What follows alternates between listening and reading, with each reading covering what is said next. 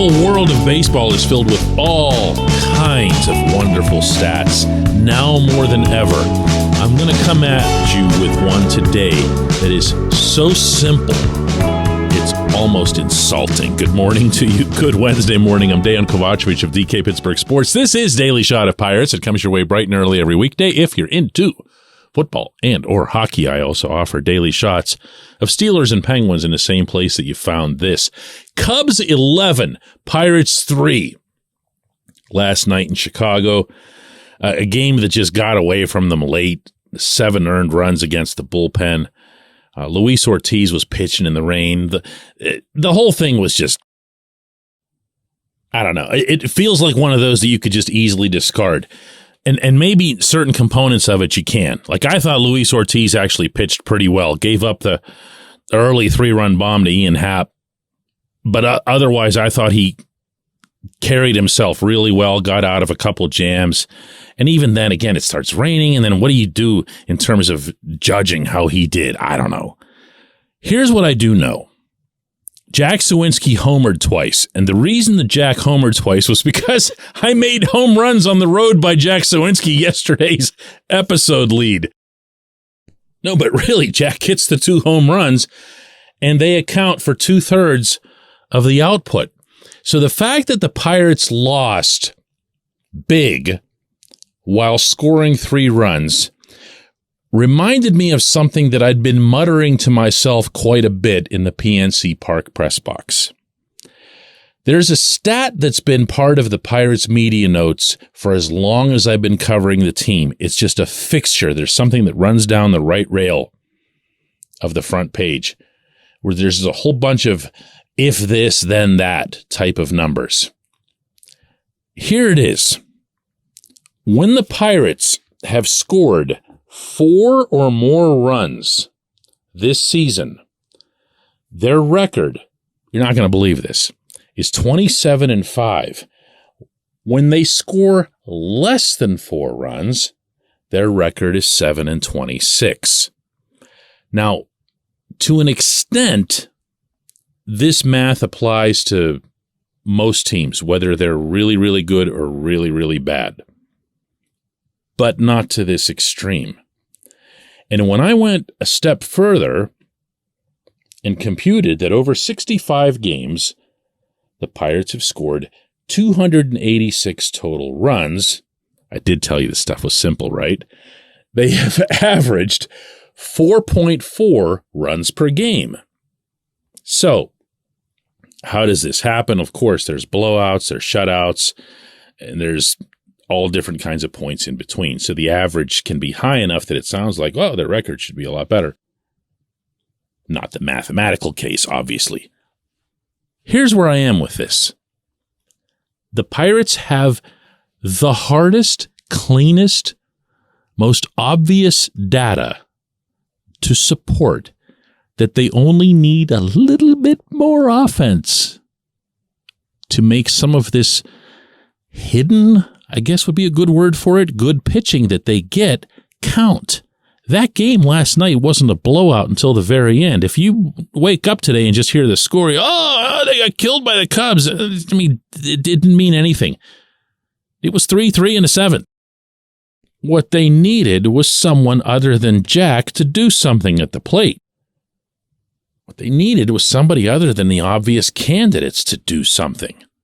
And that just very, very, very seldom happens with this lineup. And the reason for that is these are not good hitters.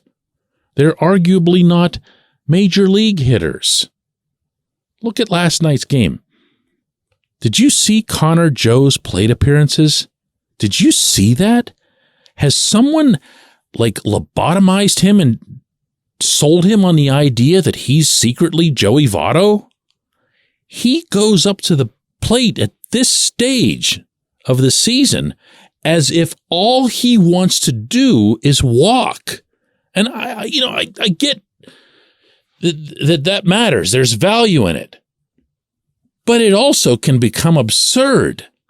And you're going to strike out looking a lot when the other teams figure that out. That's the reason that no one can just walk into perpetuity.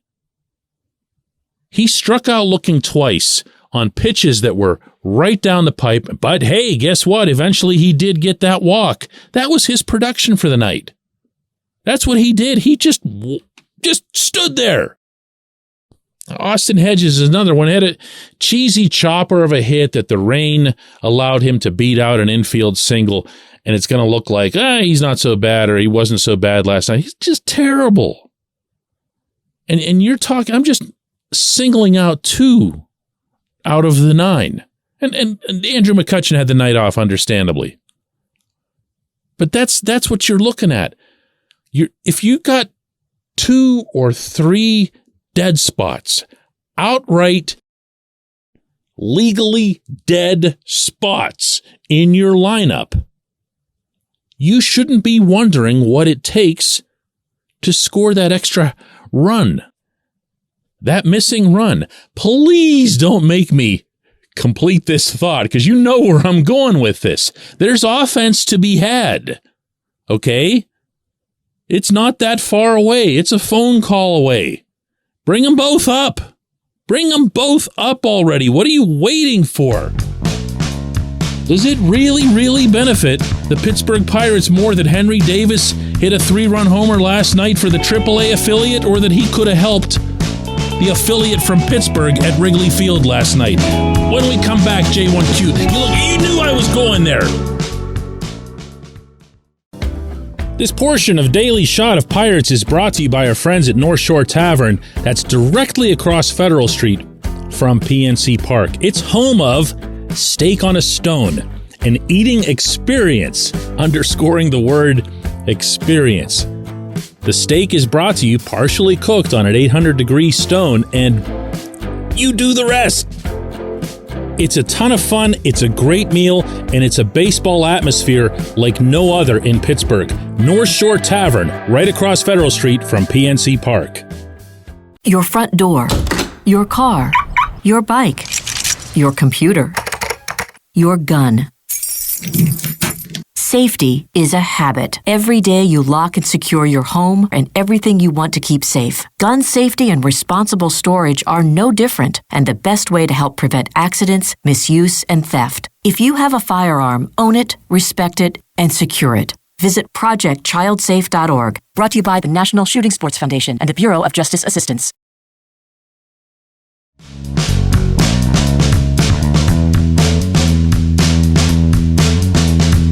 Today's J1Q comes from Zach Kaufman, who says, DK, where has the Oscar Marine shine gone? Other than Mitch Keller, the starters have struggled since April ended.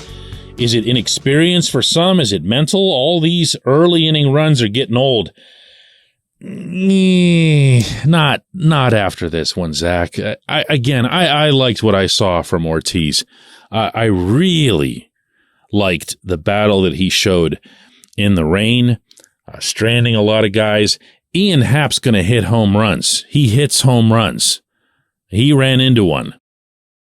So do you really want to bunch Ortiz into that? Because he's been pretty good. What about Johan Oviedo? He had a recurring issue with early runs against. He's kind of cleaning that up now, and he's been pretty good. Look, I'm not the Marine defender. I'm still leery about his ability to fix guys whenever they go wrong. And I'm not at all, to this day, willing to give him excessive credit for Keller, although it sounds like you did. But I'd like to see a solution, and I think this is a very fair criticism for Rowanzi Contreras. That's the one that leaps out at me. Rowanzi was himself and his best self when he was throwing 97, 98, 99. And for whatever reason, this season he isn't, even though everyone, including Marine, including Derek Shelton, insists that he can. Okay, why isn't he? What are they paying you for? Right? So I don't see the broader issue that you're describing. I see more of a Rowanzi issue with this. I'm not mentioning Rich Hill for the very, very obvious reasons. I would hope that he's been around for a while and he probably really doesn't even need a pitching coach. But when I look at this staff and the rotation, the way it's going right now, I don't have the same concerns that I think a lot of others do. Obviously, the Pirates have lost a lot of right-handed starters to injury.